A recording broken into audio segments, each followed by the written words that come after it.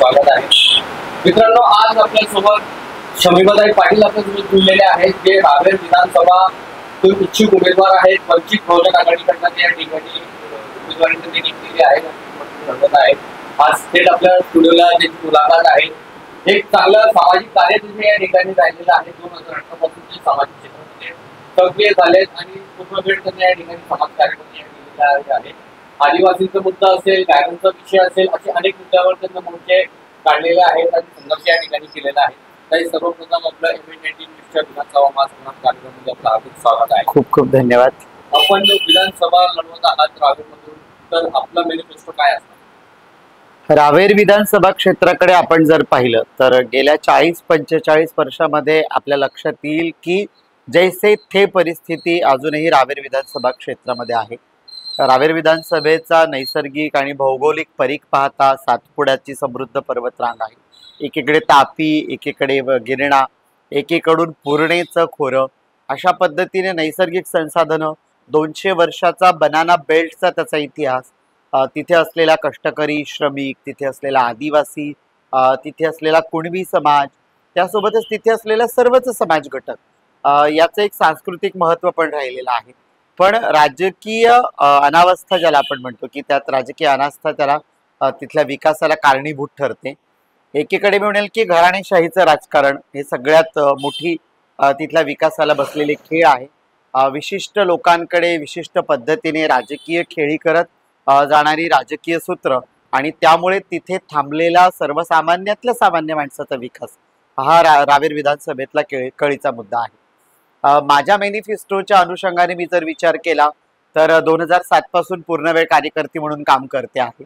त्यामुळे आदिवासींचा जल जंगल जमिनीचा प्रश्न असेल, बेघर भूमिहीनांचा प्रश्न असेल, गायरानधारकांचा प्रश्न असेल, केळी मजुरांचा प्रश्न असेल, शेतकऱ्यांच्या केळीच्या उत्पादनाच्या संदर्भामध्ये येणाऱ्या नैसर्गिक अडचणी, त्यावर केल्या जाणाऱ्या शासकीय उपाययोजना असतील, त्यासोबतच तिथे असणाऱ्या केळीच्या हमीभावाच्या मागणीचं गेल्या 30 वर्षापासून दिले गेले दर पंचवार्षिकला, मग ती लोकसभा असो किंवा विधानसभा असो, त्यावेळी दरवेळी दिलं जाणारं गाजर असेल, अशा अनेक प्रश्नांनी घेरलेली विधानसभा मी म्हणेल की रावेर विधानसभा आहे. आणि या ठिकाणी मी प्रामुख्याने लढत असताना माझ्यासाठी असलेले महत्त्वाचे प्रश्न, मी स्वतः आदिवासींसोबत जल जंगल जमिनी यावर काम केलं आहे. आदिवासींच्या जमिनीचा मुद्दा हा खूप कळीचा मुद्दा आहे. आदिवासींच्या विकासाचा प्रश्न आहे. एकूणच महाराष्ट्र शासनाचं जर पाहिलं तर 50,000 कोटी रुपयाचं बजेट आदिवासी विकास विभागाचं आहे. पण त्यातलं फक्त 18,000 कोटी त्या ठिकाणी वर्ग केले जातात. त्यातलेही तोडके मोडके म्हणजे मी म्हणेन की 18च्या निम्मेच हे आदिवासी विकास विभागांकडे येतात. आणि त्यातल्या त्यात मी म्हणेन की आदिवासींपर्यंत म्हणजे अगदी सिंपल भाषेत की वरतून रुपया येतो तर आदिवासींपर्यंत फक्त 10 पैसे पोहोचतात. आणि यामध्ये ही राजकीय भूमिका जी आहे की आदिवासींच्या नावावर संस्थात्मक भांडवल उभी करणारी मंडळी असेल आणि आदिवासींच्या नावावर मग सातत्याने राजकारणी मंडळी असेल, तर यांनी आदिवासींच्या प्रश्नांकडे कधीही आपले प्रश्न म्हणून पाहिलं नाही. माझ्यासाठी आदिवासींचे प्रश्न हे माझे प्रश्न आहेत. त्यामुळे त्यांच्या जल जंगल आणि जमिनीवरचा हक्क त्यांचा कायम राहावा. अंडर पेसा असेल, त्यासोबतच वनहक्कावरचा त्यांचा प्रश्न असेल, CFR ज्याला म्हणतो सामुदायिक वनहक्क दाव्यांच्या माध्यमातून आदिवासींच्या गावांचा विकास करणं असेल, बायोडायव्हर्सिटी कन्झर्वेशन कमिटी असेल, त्यासोबतच वनपर्यटनासारखे मुद्दे असतील. म्हणजे याचं एक उत्तम उदाहरण मी म्हणेल की गडचिरोलीमध्ये देवाजी तोफा यांनी मेंढालेखाच्या धर्तीवर उभं केलंय की माझं एक ध्येय आहे आणि माझं उराशीच बाळगलेलं स्वप्न गेल्या 15 वर्षात आहे. कारण मी देवाजी भाऊंना खूप वेळा भेटले प्रत्यक्ष, की माझं स्वप्न आहे की सातपुड्यामध्ये मी राहते, सातपुड्याच्या पायथ्याशी राहते, माझ्याकडे एखादं मेंढालेखा का नाही उभं राहू शकत? माझ्याकडे आदिवासींचा पर्यटनाच्या माध्यमातून, नैसर्गिक संसाधनांच्या माध्यमातून, त्यांच्याच हक्क अधिकाराकडे असलेल्या त्यांच्या मालकीतून त्यांचा विकास का नाही होऊ शकत? हे एक माझं ध्येय असणार. सेकंडली मी म्हणेल की मी ज्या बेल्टमध्ये राहते तिथे अनुसूचित जाती जमातीचा खूप मोठा वर्ग आहे आणि हा वर्ग प्रामुख्याने भूमिहीन आहे, हा बेघर आहे, हा कष्टकरी आहे, हा श्रमिक आहे. आणि हा काम काय करतो तर मी बनाना बेल्टमध्ये राहते, तर हा केळी मजूर म्हणून प्रामुख्याने काम करतो. आणि हा थोडा थाटका नाहीये. एकट्या रावेर यावल विधानसभा क्षेत्रामध्ये तुम्ही जर पाहिलं तर 119 गावांमध्ये साधारणतः 1.25-2 लाखाच्या आसपास तुम्हाला केळी मजूर सापडतात. आणि यामध्ये 70% महिला आहेत. यांच्यापर्यंत कधीही मजूर म्हणून पाहिलं गेलं नाही. प्रस्थापित राजकारण्यांनी राजकारण करत असताना एकीकडे महाराष्ट्रामध्ये पश्चिम महाराष्ट्रातल्या राजकारण्यांनी, मग ते काँग्रेसचे असतील, ते भाजपाचे असतील, ते राष्ट्रवादीचे असतील, ते शिवसेनेचे असतील, या सगळ्या मंडळींनी त्यांची राजकीय धोरणं म्हणून का होईना पण तिथे ऊसतोड कामगार महामंडळाची निर्मिती करून घेतली. त्या माध्यमातून त्यांना विमा असेल, त्यांच्या मुलांच्या शिक्षणाच्या सुविधा असतील, कामगार वसाहती सारख्या योजना असतील, ह्या त्या ठिकाणी उभ्या केल्या. मग माझ्याकडे असलेला हा केळी कामगार का म्हणून दुरावस्थेत आणि का म्हणून दुर्लक्षित, तर केळी मजूर महामंडळाची निर्मिती करणं आणि केळी मजुरांना ऊसतोड कामगार महामंडळाच्या धर्तीवर सगळ्या योजनांचा लाभ मिळवून देणं हे एक माझं ध्येय असेल. मी ज्या भागामध्ये राहते इथे तडवी, भिल्ल आणि पावरा हा आदिवासी समुदाय खूप मोठ्या प्रमाणात आहे. आपण बघतोय की आदिवासींच्या आरक्षणाच्या प्रश्नामध्ये गेल्या काही दिवसापासून घुसखोरीचा प्रकार चाललेला आहे. या प्रश्नामध्ये घुसखोरी करत मग खोटी कागदपत्र सादर करून असेल किंवा काही गोष्टी करून असेल, आदिवासींच्या 1, 2, 3 नव्हे तर 1,67,000 जागा बळकावल्या गेल्या आहेत नोकरीमधल्या. माझं ध्येय आणि धोरण असेल की खऱ्या आदिवासींना, जो की इथला मूळ मालक आहे, त्याला त्या ठिकाणी त्याच्या हक्काच्या नोकरीच्या जागा मिळवून देणं. त्याच सोबत मी ज्या बेल्टमध्ये राहते त्या ठिकाणी असलेला लेवा पाटीदार समुदाय असेल, त्या ठिकाणी असलेला मराठा समुदाय असेल, त्या ठिकाणी बौद्ध समुदाय आहे, त्या ठिकाणी मुस्लिम समुदाय आहे, असा एक सर्वसमावेशक, म्हणजे भारतात आपण राहतो, भारतात सर्वसमावेशकतेचा भाग आहे. तर या सगळ्यांपर्यंत आणि त्यातल्या त्यात माझं फोकस आहे की या पूर्ण विधानसभा क्षेत्रामध्ये 1, 2, 3 नाही तर 1, 1.5, पावणे 2 लाखाच्या आसपास सुशिक्षित, बेरोजगार आणि अशिक्षित बेरोजगार तरुण खूप सापडतात. यांच्यासाठी खऱ्या अर्थाने कुठल्याही प्रकारची रोजगाराची साधनं किंवा संसाधनं गेल्या 40-45 वर्षात केवळ राजकारण आणि राजकारण करणारी, म्हणजे मी रिपीट करेन की केवळ राजकारण आणि राजकारण, मी राजकारण म्हणून माझी भूमिका नाहीये, तर मला समाजकारण म्हणून राजकीय भूमिका, कारण डेमोक्रेसीमध्ये तुम्हाला सत्तेमध्ये जाऊन विधिमंडळात जाऊनच ते प्रश्न सोडवता येतात, यासाठी ही भूमिका आहे. तालुका स्तरावर MIDC डेव्हलप करणं. मी ज्या विधानसभा क्षेत्रात राहते तिथे रावेर, यावल, फैजपूर, मध्यवर्ती जरी सावदा दुसऱ्या विधानसभेत असलं तरी MIDC एरिया जॉईंट आहे फैजपूर आणि सावद्याचा. या ठिकाणी आपण MIDCs का डेव्हलप करू शकत नाही, केळीवर आधारित उत्पादनांची प्रक्रिया का सुरू होऊ शकत नाही, तर हे सुरू करणं. कारण मी स्वतः गेल्या वर्षी केरळामध्ये काही बनाना वर वेगळ्या पद्धतीने काम करणारी लोक त्यांना भेटून आले. म्हणजे केळीच्या झाडापासून ताग निर्मिती असेल, केळीपासून चॉकलेट निर्मिती असेल, केळीपासून वेगवेगळे फूड तयार करणं असेल, या धर्तीवर का उभं राहू शकत नाही, यावर माझा फोकस असेल की माझ्या विधानसभा क्षेत्रातला तरुण हा पुणे, मुंबई या शहरांमध्ये जाऊन मायग्रेटेड होतो, त्याला त्या ठिकाणी पुरेसा रोजगार मिळत नाही, एकतर घरापासून लांब राहायला लागतं. माझ्या विधानसभा क्षेत्रामध्ये संसाधनांची अमर्यादितता असताना त्याला का म्हणून विस्थापित व्हावं लागतं. त्याचं विस्थापन थांबवणं आणि त्याच्या विस्थापनासोबत त्याच्या वैयक्तिक विकासासोबत माझ्या विधानसभा क्षेत्राचा आर्थिक सामाजिक उच्चांक वाढवणं हे एक माझं विजन आहे. त्यासोबतच शिक्षणाच्या संदर्भामध्ये आपण बघतोय की शिक्षणाच्या खाजगीकरणाने जिल्हा परिषदांच्या शाळांची काय दुरावस्था आहे. जिल्हा परिषदाच्या शाळांमध्ये कोण शिकतं? जिल्हा परिषदेच्या शाळांमध्ये कष्टकऱ्यांची मुलं शिकतात, ज्यांची आर्थिक परिस्थिती तोलामोलाची आहे अशांची मुलं शिकतात. ही मुलं शिक्षणाच्या प्रवाहात येऊन स्वावलंबी व्हावी यासाठी शैक्षणिक दर्जा उंचावणं, यासाठी आमच्या वंचित बहुजन आघाडीच्या वतीने असलेल्या सेंट्रल मॅनिफेस्टो पासून तर अगदी छोट्यातल्या म्हणजे विधानसभेच्या मॅनिफेस्टो पर्यंत आम्ही म्हटलेलं आहे की आम्ही KG to PG शिक्षण मोफत करणार. आणि हेच ध्येय माझं असणार की माझ्या भागातल्या विद्यार्थ्यांना KG to PG मोफत शिक्षण मिळालं पाहिजे. ज्या संस्था चालकांनी संस्थेच्या जोरावर फक्त पैसा कमवलाय आणि खऱ्या अर्थाने तरुणांना शिक्षित करणं आणि शिक्षणातून मग त्यांच्या रोजगाराची साधन उपलब्ध करणं हे केलेलं नाहीये, हे माझ्या विजन मध्ये असणार. आपण जर सांगितलं ते सगळं विजन आपले क्लिअर करण्याचा आपण प्रयत्न केलेलाच आहे. मात्र आपण जर बघितलं की रावेर यावलमध्ये जातीय समीकरण होत आहे, तर त्या ठिकाणी तुम्ही मात्र कसं करतात? त्या ठिकाणी जातीय समीकरणामध्ये म्हणेल की रावेर यावल विधानसभेला एक ऐतिहासिक पार्श्वभूमी आहे. भारतरत्न डॉक्टर बाबासाहेब आंबेडकरांपासून राष्ट्रपिता महात्मा गांधी असतील, खानदेशचे कर्मपुत्र ज्यांना म्हणतो आपण पूज्य साने गुरुजी असतील, अशा महामानवांची पावलं लागलेली ही भूमी आहे. या ठिकाणी जातीयतेला बळी पडणारी लोक माझ्या तरी लेखे नाहीयेत. गेल्या 15 वर्षामध्ये जातीय समीकरणांचं राजकारण करणारी जी लोक आहेत ती आतल्या गटातून मी माझ्या जातीचं भलं करेन हे आजपर्यंत सांगत आलेले आहे. पण माझा उघड प्रश्न आहे की किती लोकांचं जातीतल्यांचं भलं केलं. जातीचे पुढारी म्हणून जर मिरवून घेतलं असेल तर स्वतःच्या घरापलीकडे लिडरशिप देखील डेव्हलप करता आली नाहीये. स्वतःच्या घरापलीकडे जिल्हा परिषद पंचायत समित्या पण देता आल्या नाहीयेत. मग ही लोक जातीचे आहेत का? आणि मी जातीच्या भूमिकेवर विश्वास न ठेवता मी मातीची, मतीची, विचाराची आणि सोबतीची माणसं यावर विश्वास ठेवते आणि या भूमिकांनाच पुढे घेऊन जाणं पसंत करते. कारण आम्ही बोलत असताना म्हणतो की वंचित बहुजन आघाडीचा जाहीरनामा काय, तर भारतीय संविधान हेच आमचा जाहीरनामा. त्यामुळे त्यात दिलेल्या भूमिका आणि त्यावर आधारित प्रत्येकाच्या समविकासाची आणि प्रत्येकाच्या सन्मानाने जगण्याची भूमिका हीच माझी राजकीय भूमिका आहे. मागे 2019 मध्ये आपण वंचित बहुजन आघाडीची भूमिका पाहिली की ते सोमवारवर सर्व लढले. एकटा चलोरे हा नारा वंचित बहुजन आघाडीकडनं आपण बघायला मिळतो. पण मात्र सर्व मोठे मोठे पक्ष युती करून या ठिकाणी लढत आहेत. महायुती असेल, महाविकास आघाडी असेल, आपली आघाडी सुद्धा या ठिकाणी आलेली आहे. पण मात्र आपली वंचित बहुजन आघाडी कोणत्याही युतीसोबत का जात नाही? मी वंचित बहुजन आघाडीचा मुद्दा क्लिअर करण्याआधीचा मुद्दा क्लिअर करतो. मुद्दा क्रमांक 1 की महायुती अगदी भरजीने झालेली युती आहे का दबावातून करून घेतलेली युती आहे?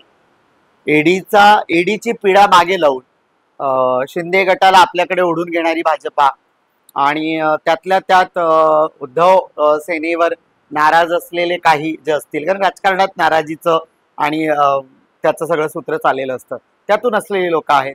सेकंडरी महाविकास आघाडी ही मजबुरीने झालेली युती आहे. कारण महाविकास आघाडीमध्ये एकेकाळी शरद पवार साहेबांनी ज्या काँग्रेसवर अगदी टोकाची टीका केली होती त्याच काँग्रेस सोबत आज ते जाऊन बसलेत. ज्या काँग्रेसवर शिवसेना अतिशय तिखट शब्दामध्ये टीका करत होती त्यांच्यासोबत आज त्यांनी युती केलेली आहे. मी म्हणेन की ही राजकीय युती त्यांच्या घरांची फोडाफोडी झाली आणि आता मग आपल्याला काहीतरी कुठेतरी पाठबळ हवं. त्याच्यामुळे एकमेकाच्या पाठीच्या मणक्यात जे गॅप झालेले आहेत ते गॅप भरून काढण्यासाठी ही झालेली युती आहे. तर राहिलं तिसऱ्या आघाडीविषयी, तर तिसऱ्या आघाडीच्या विषयीच्या कन्सेप्शनली अजून आपण पाहिलं तर त्यांच्या भूमिका स्पष्ट नाहीयेत. कारण काल पण त्यांची बैठक होती, आज पण त्यांची बैठक आहे. अद्यापही त्यांनी उमेदवारीच्या संदर्भामधल्या काही चर्चा स्पष्ट केलेल्या नाहीयेत. वंचित बहुजन आघाडी एकला चलोरी का करते? आपण जर इथल्या प्रस्थापित सरंजामी राजकारणाचा अनुभव, नक्कीच आपण पत्रकारितेत आहात, आपला एवढा 20-25 वर्षाचा अनुभव आहे, तर आपण बघू शकता की आंबेडकरी राजकारणाच्या स्वावलंबनाची हाक ज्या ज्यावेळी दिली गेली त्यावेळी काँग्रेस असेल, भाजपा असेल, आताच्या 2 सेना असतील, आताच्या 2 NCP असतील, या सगळ्यांनी हे सगळे पक्ष जर पाहिले तर हे प्रस्थापित सरंजामी आणि छुप्या मनुवादी वृत्तीच्या आहेत. हा आमचा उघड आरोप आहे. कारण त्याचं जिवंत उदाहरण म्हणायचं गेलं तर 1 ऑगस्टला आलेला SC ST आरक्षणाच्या उपवर्गीकरणाचा माननीय सर्वोच्च न्यायालयाचा निकाल, जो भारतीय जनता पार्टी ही संघाची राजकीय विंग आहे, संघ हा मनुवादाच्या विचारांचा आहे आणि त्याला इथे परत एकदा पेशवाई आणि ब्राह्मणशाही रुजवायची आहे. त्याच्यामुळे तो त्याच पद्धतीने गोळवलकरांनी सांगितलेल्या इथिक्सला घेऊन काम करतो. त्यामुळे त्यांनी ती अपील केली आणि त्या अपिलावर निकाल सर्वोच्च न्यायालयाने दिला. त्याला कुठल्याही प्रकारचा विरोध ना काँग्रेसना केला, राष्ट्रवादी शरदचंद्र पवारांचा गट करतोय, ना अजित पवारांचा गट करतोय, ना एकीकडे शिवसेना उद्धव बाळासाहेब ठाकरेंचा गट करतोय. इव्हन दोस काय प्रहार जनशक्ती पक्ष असेल, मग संग्राम असेल, असे जे पक्ष आहेत ते कुठेही SC ST आरक्षणाच्या उपवर्गीकरणाला विरोध करत नाहीयेत. SC ST आरक्षणाचं उपवर्गीकरण हे सामाजिक दृष्ट्या बाबासाहेबांनी आम्हाला प्रवर्ग म्हणून जी एकजूट केली होती पीडितांची आणि त्यांच्या हक्कासाठीची एक वाट तयार केली होती की हा राजमार्ग तुम्ही चालत जावा, त्याच्यामध्ये ही उभी भेदाची फळी टाकून स्वतःचं एक विशिष्ट जातीय तेढीचं राजकारण करून त्या ठिकाणी फायदा पाहणाऱ्या या सगळ्या सरंजामी वृत्तीचं भाजपवाल्यांचं उघड आहे, काँग्रेसवाल्यांचं छुपा आहे. या सगळ्या गोष्टींना आपण लक्षात घेऊ शकतो. मग अशा माणसांसोबत आम्ही का जाऊन बसायचं? आणि प्रयत्न केले नव्हते अशातले भाग नाही. लोकसभेतला अनुभव आपल्याला आहेच. सगळ्यात पहिलं पत्र आदरणीय बाळासाहेब आंबेडकरांनी मल्लिकार्जुन खरगेजींना दिलेलं होतं. त्याच्यावर कुठल्याही प्रकारचा रिप्लाय दिला गेला नाही. अंतिम क्षणापर्यंत ज्या अंतर्गत चर्चा होत होत्या महाविकास आघाडीच्या संदर्भामध्ये, तर त्यामध्ये केवळ 2 जागा देऊन आम्हाला आमचं समाधान करण्याचा प्रयत्न करत होते.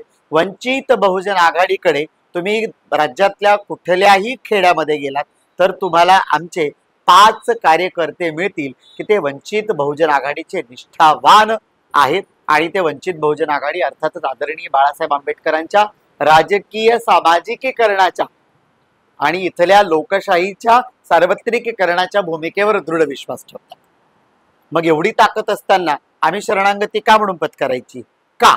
इथल्या प्रस्थापितांना नेहमी अपेक्षित असतं की आंबेडकरी राजकारण म्हणजे एका विशिष्ट घटकाचं राजकारण आहे, सापजूट. माझ्यावरून बघू शकता, आंबेडकरी राजकारण हे सामान्यातल्या अतिसामान्य घटकाला राजकीय दृष्ट्याच नव्हे तर सामाजिक दृष्ट्या प्रतिष्ठेचं स्थान मिळवून देण्यासाठी बाबासाहेबांनी ज्या लोकशाहीची संकल्पना संविधानाच्या माध्यमातून मांडलेली आहे त्याचं सार्वत्रिकीकरण करण्याची ही भूमिका आहे. युती आपण महाराष्ट्रामध्ये जर आपण बघितलं गेलं की महाराष्ट्रामध्ये 6% लोकसंख्या बाळासाहेबांची आहे. बाळासाहेबांमध्ये आहे. तर आपण एक बघितली परिस्थिती 50 लाखापेक्षा जास्त लोकसभेला मतदान झाली. पण मात्र 2024 मध्ये जेव्हा आपण बघितली लोकसभेची निवडणूक त्या मात्र 50% घट झालेला आपल्याला त्याच्यावर काय सांगाल आपण? एकतर सगळ्यात महत्वाची गोष्ट की संविधान बदलणार आहे, संविधान बदलणार आहे. संविधान बदलण्याच्या संदर्भामध्ये ज्या काँग्रेस आणि काँग्रेस सोबत असलेल्या मवियाच्या घटक पक्षांनी ज्या पद्धतीने रडगाणं करून करून खाली असलेल्या मग शेड्यूल कास्ट असतील, शेड्यूल ट्राईब असतील, मायनॉरिटी असतील यांना गळ घातली आणि भावनिकतेला बळी पाडून ज्या पद्धतीने स्वतःची राजकीय पोळी शेकली, त्यांना आम्ही विचारू इच्छितो की 1951 साली नेहरूंच्या अखत्यारीत असलेल्या सरकारमधूनच पहिल्यांदा भारतीय संविधानातल्या घटकांना हात घालायला सुरुवात झाली होती की तिथपासून तर आजपर्यंत अनेक वेळा प्रयत्न मग ती काँग्रेसची सरकार असेल किंवा भारतीय जनता पार्टीची सरकार असेल त्यांनी केलेले आहेत. आणि मग संविधानाचं रडगाणं करून ज्या पद्धतीने यांनी लोकांना भावनिक केलंय आणि त्या भावनिकतेला कारण साहजिकच आहे की भारतीय संविधान इथल्या शेड्यूल कास्ट, शेड्यूल ट्राईब, इथल्या मायनॉरिटी असतील, इथले जे मायक्रो ओबीसी घटक असतील, इथले ओबीसी घटक असतील त्यांना जाणीव आहे की संविधान हे आमची ढाल आहे, आमचं सुरक्षा कवच आहे. आणि त्या अनुषंगाने ज्या पद्धतीचा नॅरेटिव्ह पसरवला गेला आणि तो नॅरेटिव्ह सेट देखील केला गेला आणि त्या अनुषंगावर यांनी मतं मिळवली. दुसरीकडे आमची संवादी प्रक्रिया चालू असताना आम्ही आमच्या सोशल मीडियाच्या माध्यमातून असेल किंवा प्रिंट असेल, इलेक्ट्रॉनिक असेल, आमच्या भूमिका अगदी खुल्या पद्धतीने बाहेर पडत होत्या. तर या सगळ्या गोष्टींना आपण सगळेच्या सगळे बघून होतो. पण या सगळ्या गोष्टींवर यांच्याकडे असलेले कायम मीडियाला फेस करणारे काही चेहरे, हे मीडियाला फेस करणारे चेहरे नेहमी आतल्या चर्चेला स्वतःच्या अनुषंगाने एक नकारात्मक वळण देऊन मीडिया समोर सादर करत होते. आम्ही 7 जागा देत होतो, आम्ही 10 जागा देत होतो, आम्ही 12 जागांचा प्रस्ताव देत होतो, पण वंचितला ऐकायचं नव्हतं, बाळासाहेबांना समजून घ्यायचं नव्हतं आणि मग त्यांनी मॅनेजच करून घेतलं नाही, त्यांनी तडजोड करून घेतली नाही. सापझूट, सापझूट. मी पक्षाची अधिकृत जबाबदार पदाधिकारी आहे आणि त्या अधिकाराने मी सांगू इच्छिते की असं काही झालेलं नव्हतं. अगदी शेवटच्या क्षणापर्यंत फक्त आणि फक्त 2च जागांवर आम्हाला, आणि त्याही 2 जागा की त्या 2 जागांवर आम्ही आमचे उमेदवार निवडून येणार नाहीत अशा पद्धतीने आमच्या सोबत युती करणाऱ्यांची यंत्रणा होती आणि बाकीच्या ठिकाणी आमच्या सोबत युती आहे आणि मग तिथे आमची मतं घ्यायची आणि स्वतः सत्तेत जायचं अशा पद्धतीचं षडयंत्र चाललेलं होतं.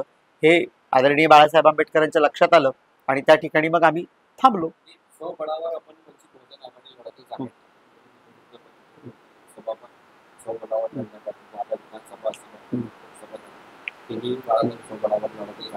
पण मात्र याचा फायदा कुठेतरी बीजेपीला होत आहे, फायदा होता.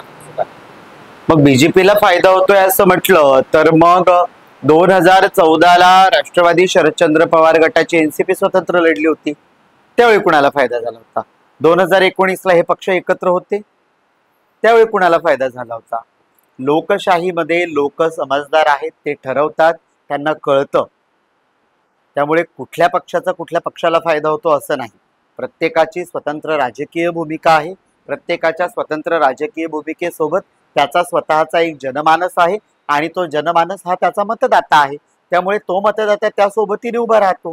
फक्त फरक एवढा आहे की प्रस्थापित पक्षांकडून वापरली जाणारी साधनं वस्त्यांमध्ये जाऊन केले जाणारे अपप्रचार, त्यातल्या त्यात नेहमी आदरणीय बाळासाहेब आंबेडकर म्हणतात की आमच्याकडे डिग्री होल्डरांचा एक तुणतुणा आहे. म्हणजे हा डिग्री होल्डर, पदवीधारक, हा जो तथाकथित उच्चभ्रू शिकलेला वर्ग आहे, जो आमच्या मूळ वस्त्यांपासून अगदी सॉफिस्टिकेटेड एरियांमध्ये जायला लागला, हा या काँग्रेसवाल्यांच्या, भारतीय जनता पार्टीवाल्यांच्या आणि प्रस्थापितांच्या संस्थांमध्ये चाकरमान्या आहे. तर हा वर्ग जाऊन नेहमी मालकाची बाजू घेतो. हा हक्काची आणि अधिकाराची भूमिका समाजाची घेत नाही. जसे की आपण रावेर विधानसभाबद्दल आपण चर्चा जर केली तर रावेर विधानसभामध्ये पण आज पण मूलभूत गरजा प्रश्न त्या ठिकाणी पडलेले आहेत. अजून अद्यापपर्यंत तिथलं कोणत्याही मार्ग आपण म्हणतात की जे मूलभूत गरजा आहेत, संसाधनं असतील अजूनपर्यंत त्या ठिकाणी झालेले नाही. जर एकीकडे जर आपण बघायला गेले की आदिवासी जो फळापट्टा आहे त्यांचे जे संसाधनावर आपण काम करत होते त्याच्यावर आपलं दुर्लक्ष बघायला मिळत आहे. मुळातच असं नाहीये. मी आदिवासी क्षेत्रामध्ये काम करत होते आणि करते आहे. फक्त राजकीय पक्ष म्हणून त्या ठिकाणी एक भूमिका की तिथे काही सामाजिक संघटना काम करतात ज्यांच्यासोबत मी पूर्वी काम केलेलं आहे. तर त्या सामाजिक संघटनांच्या अखत्यारीमध्ये ते विषय असल्या कारणाने त्या ठिकाणी तिथले जे प्रश्न आहेत ते जनआंदोलनांच्या माध्यमातून मी लढत होते. आणि जनआंदोलनांची आणि राजकीय पक्षांची भूमिका ही नेहमी वेगळी वेगळी असते. पण वंचित बहुजन आघाडीची भूमिका ही जनआंदोलनांच्या सोबत सातत्याने आहे आणि आदिवासींच्या प्रश्नांसोबत मी सातत्याने लढत आले आहे. याविषयी जर तुम्हाला उदाहरण द्यायचं असेल तर गेल्या महिनाभरापूर्वी मी पाल येथील कमीत कमी 400 बेघर घरकुलांच्या प्रश्नांना घेऊन प्रांत कार्यालयासमोर केलेलं आंदोलन असेल. त्यासोबतच गेल्या 2 दिवसापूर्वीच माझ्याकडे काही लोक येऊन बसली होती. वनजमिनीचा प्रश्न, आम्ही आमचे वनदावे दाखल केलेले आहेत, त्यांच्याकडे अधिकृत पुरावे आहेत, पण या पुराव्यांवर त्यांनी आतापर्यंत अगदी त्यातली एक व्यक्ती होती, त्यांनी जर अगदी गेल्या 40-45 वर्षापूर्वी असलेल्या एका खूप ज्येष्ठ राजकीय नेत्यांचं नाव मतदारसंघातल्या सांगितलं. त्यांच्यापासून तर आतापर्यंत विद्यमान आमदारांपर्यंत ते गेले, पण त्याची उकल त्यांना देखील झालेली नाहीये. आपण याविषयी मी कालच सातत्याने संवाद करून, रात्रीच मी माझ्या पातळीवर पत्र तयार करून अगदी राज्यपाल महोदयापासून तर विभागीय उपविभागीय अधिकाऱ्यांपर्यंत पाठवलेलं आहे. आणि फक्त मला एकच जमलं नाही, मला कुठल्याही कामाचा गाजावाजा करता आला नाही. मला गाजावाजा करून काम करायला आवडत नाही, कारण मी काम करत असताना एक भूमिका नेहमी ठेवते की मी माझी सामाजिक जबाबदारी म्हणून एक कर्तव्य पार पाडते आहे. त्यात मला प्रसिद्धी नकोय, त्यात मला पुढारी व्हायचं नाहीये, मला नेता व्हायचं नाहीये. आताही या क्षणाला देखील आणि मरेपर्यंत देखील माझी राजकीय भूमिका केवळ कार्यकर्ती आणि कार्यकर्ती म्हणूनच असेल. आताही मी माझी उमेदवारी जनसामान्यांची कार्यकर्ती, त्यांच्या प्रश्नांना वाचा फोडण्यासाठी, त्यांचा हक्काचा आवाज म्हणून मी जनतेसमोर उभी आहे. रावेर विधानसभा आपण सांगितलं की त्या ठिकाणी बेरोजगारीचा खूप मोठा प्रमाण या ठिकाणी वाढलेला आहे. जर आपण आमदार झाला तर त्या ठिकाणी बेरोजगारांना कसे रोजगार उपलब्ध होईल, काय विचार आपण इतर 3 गोष्टी आहेत. शेड्यूल ट्राईब झोन, त्यानंतर शहरी भाग आणि ग्रामीण भाग, या 3 विभागांमध्ये मतदारसंघाची विभागणी होते. शेड्यूल ट्राईब झोन मध्ये मी मगाशीच बोलताना म्हटले की मेंढा लेखाच्या धर्तीवर मी माझ्या सातपुड्यातल्या आदिवासी गावांचा विकास करून त्या ठिकाणी आदिवासी वनपर्यटनाच्या माध्यमातून आदिवासींच्या स्वयं उत्पादनाची साधनं, मी तुम्हाला झाडांची नावं सांगू शकते, हिरडा, बेहडा, धावडा, अंजना, मोहा, सालई, या झाडांपासून आदिवासींच्या जगण्याचे प्रश्न सोडवले जाऊ शकतात. म्हणजे धावड्याच्या डिंकाचा भाव जर मार्केटला तुम्ही आता केलात तर कच्च्या डिंकाचा भाव 300 रुपये किलो आहे, ज्याच्यापासून लोबांसारखा मार्केटला मागणी असलेला पदार्थ तयार होतो. का म्हणून सातपुड्यामध्ये त्याची एक, पालसारख्या गावात त्याची एक छोटी फॅक्टरी उभी राहू शकत नाही? त्या आदिवासींच्या 50-100 मुलांना त्या ठिकाणी काम मिळेल, त्याच्यासाठी मार्केटिंग एजन्सी लागतील. मार्केटिंग एजन्सी म्हणून बाहेरची पोरं का म्हणून जावी? आमचीच आदिवासी मुलं जातील. आमच्याकडे मोहा आहे, मोहापासून गडचिरोलीमध्ये झालेला खूप सुंदर प्रयोग आहे पद्मश्री डॉक्टर अभय वंगांनी केलेला, की मोहाच्या फुलापासून शुद्ध प्रोटीन युक्त, कारण मोहाचं फूल खूपच प्रथिन आणि प्रोटीन युक्त आहे, त्याच्यापासून लाडू, चिक्की आणि जे गर्भवती महिलांना पुरेसा पोषण आहार पदार्थ ते तिथे तयार करण्याची फॅक्टरी, महिलांच्या हाताला रोजगार, हे माझं विजन आहे. पण आतापर्यंत जे विद्यमान आमदार होते त्यांच्या स्मरणामध्ये तुम्ही एक विषय आणून नाही दिला का आतापर्यंत? विद्यमान तुम्ही आंदोलन केले नाही का? आता प्रत्येक वेळेला आपण बघतो की रावेरमध्ये एखादी कोणता विषय असला तर त्या ठिकाणी समीर पाटील आपल्याला समोर दिसते, आंदोलन करते, मोर्चे करते, पण या विषयामध्ये तुम्ही अजूनपर्यंत आंदोलन मोर्चे का केले? विद्यमान आमदार महोदयांच्या बाबतीत मी म्हणेल की ते सातपुडा विकास नावाची एक संस्था स्वर्गीय मधुकरराव चौधरी यांच्या कालखंडापासून पालसारख्या मध्यवर्ती आदिवासी क्षेत्रामध्ये चालवतात. त्या ठिकाणी ते शेतीवरचे प्रयोग किंवा मग वनोपजाचे प्रयोग अशा पद्धतीचं करत आल्याचं सांगतात. आणि नक्कीच त्यांचा माझ्यापेक्षा अनुभव प्रचंड आहे, प्रचंड आहे. तर त्या प्रचंड अनुभवातून त्यांनी आयडिया आतापर्यंत स्वतः घेऊन करायला हवं होतं. त्यात माझ्यासारख्या अगदी छोट्या कार्यकर्त्याने त्यांना जाऊन सांगण्या इतपत काही ते खूप असं हे नव्हतं. त्यावर त्यांनी लक्ष दिलं नाही. हे मी म्हणेल की यामागे एक राजकीय भूमिका असते, कारण इथला गरीब गरीबच राहावा.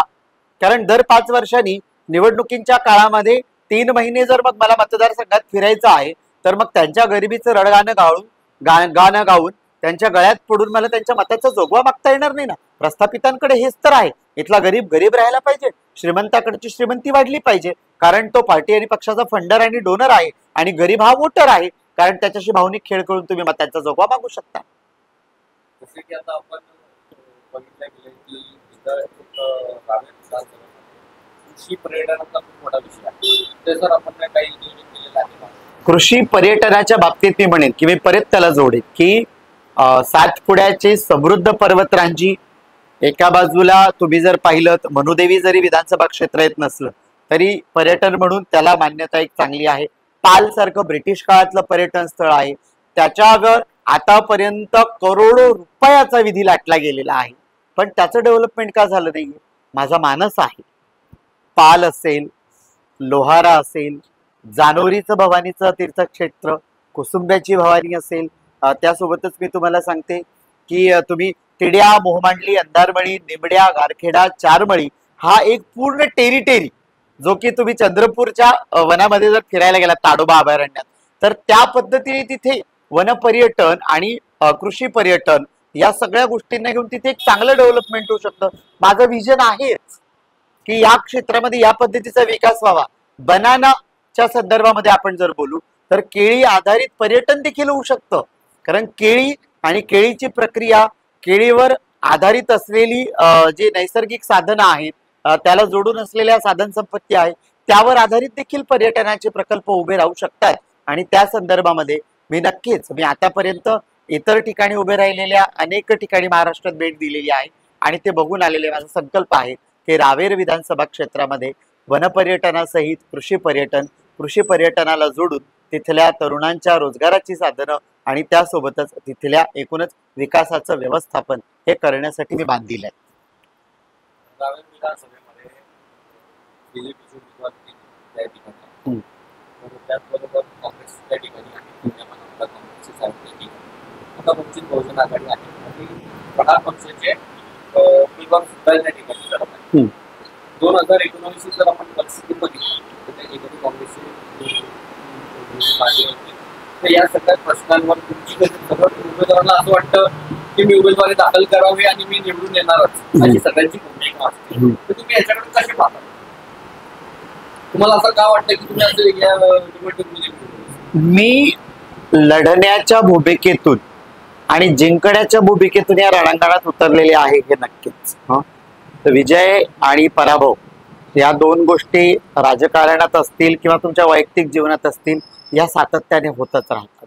त्यामुळे तो निर्णय जो आहे तो मताधिकार बजावणाऱ्यांचा आहे. मी मताधिकार बजावणारे म्हणते आहे, कारण माझी भूमिका आहे, मी मतांचं दान मागत नाही. आपल्याकडे संकल्पना आहे, तुम्ही दान मागितलं की विसरून जायचं असतं. मी मतदार राजांना आवाहन करते की त्यांनी त्यांचा मताधिकार मला द्यावा. त्यांचा अधिकार त्यांनी मला दिल्यानंतर मी जबाबदारी आणि कर्तव्यात कुठेही कसूर ठेवणार नाही, यासाठी मी बांधील आहे. या सगळ्या आव्हानांकडे बघत असताना मी म्हणेल की एकीकडे धनशक्ती आहे, म्हणजे काँग्रेस असेल, भाजपा असेल, प्रहार जनशक्ती पक्ष असेल किंवा मग अजून कोणीतरी नव्याने जर येईल, कारण अजून तरी काही क्षेत्र स्पष्ट नाहीये की अजून कोण कोण येत आहे, पण या सगळ्यांमध्ये धनशक्ती आहे.